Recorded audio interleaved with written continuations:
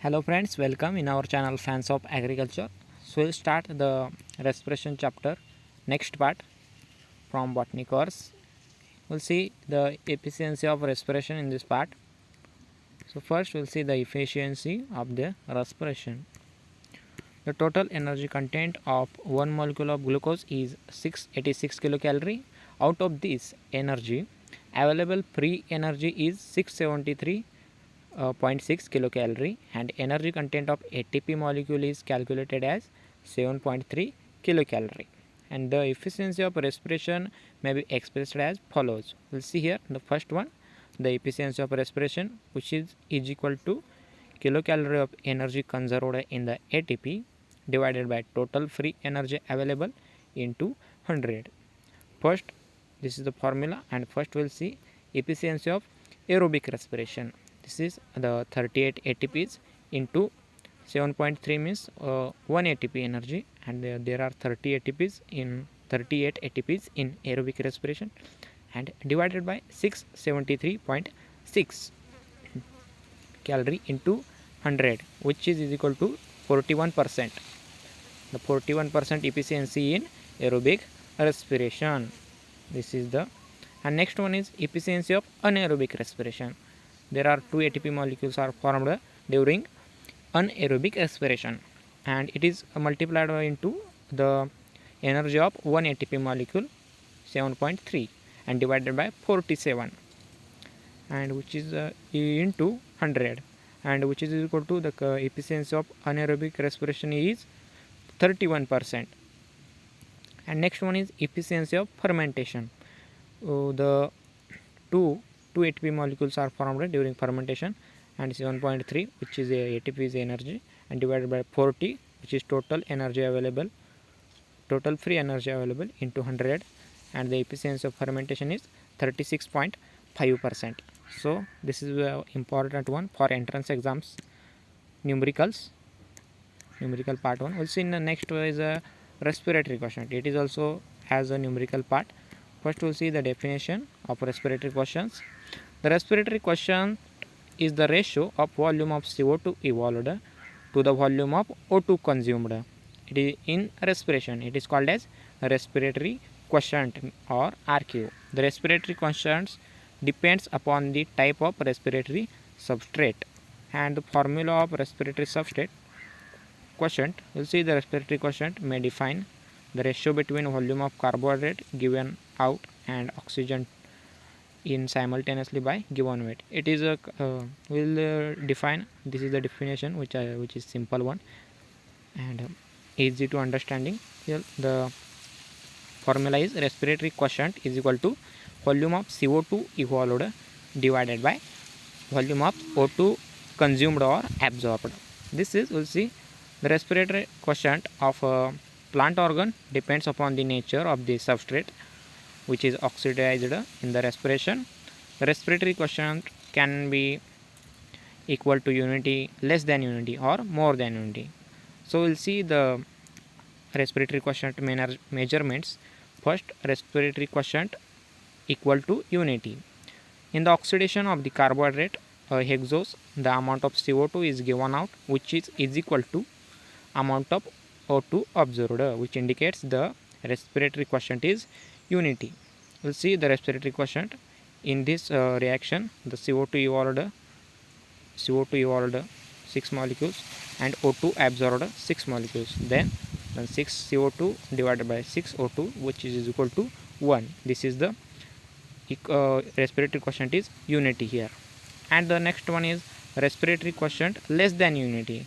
So see here the respiration of fats and proteins. The respiratory ratio of seeds in which stored food is mostly in the form of oil, that is liquid fat, has been found to be less than 1. This is one example, tripalmitin. This is the here the respiratory quotient, which is equal to CO2 and divided by O2. Here 102 CO2 molecules are evolved and 145 O2 molecules are consumed. That means the respiratory quotient is less than unity, which is equal to 0.7. Second one is the respiration of succulents and red leaves. You see, in some plants like Aponcia, the carbohydrates are not completely oxidized to CO2 and water. Also here the here the carbohydrate here not completely converted into CO2, not CO2 is formed.